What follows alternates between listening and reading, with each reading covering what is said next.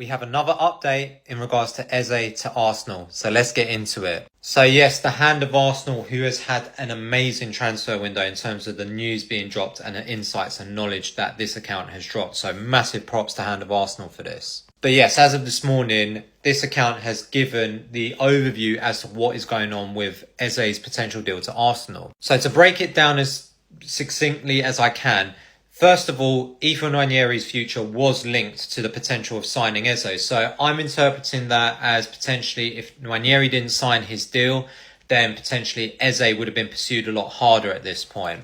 But despite that, since those informal talks that we heard about earlier on in the window between Arsenal and Eze, the manager's been obsessed and it's been a transfer that has been wanted. And also the fact that Arsenal players that are close to Eze have spoke so glowingly about him has doubled down on this. It also seems that personal terms, like we already kind of heard about earlier on in the window, not an issue.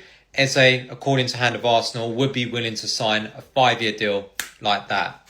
And to double down on that, you can't see it, but he's also linked with Bayern Munich and Chelsea, and the player himself has articulated that his priority is to come back home to the Arsenal. Now, you might be thinking, what's the hold-up? But the hold-up is player sales, and that's exactly what Hand of Arsenal has articulated here.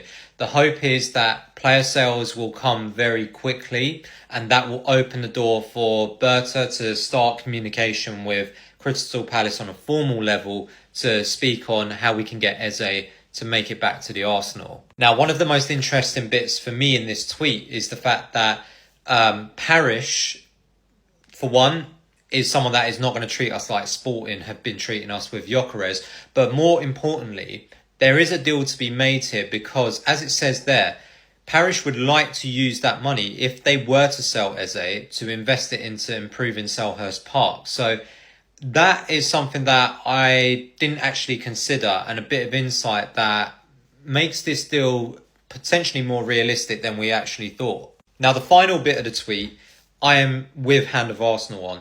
This is a deal that we need to make happen for a multitude of reasons. For one, I just said the manager wants him, the players want him, Eze wants the deal, and also the fan base wants it, and we kind of deserve it. See, we've been short the past few windows, and, you know, this is a window where if we get on top of Norgard, Zubimendi, Kepa, Mosquera, Madueke, and Gyökeres, him, that is an unprecedented window where we've actually addressed everything we needed to do. But as I've said, credit to Hand of Arsenal for this update. But yes, Eze to Arsenal. Let's hope that we can make this happen.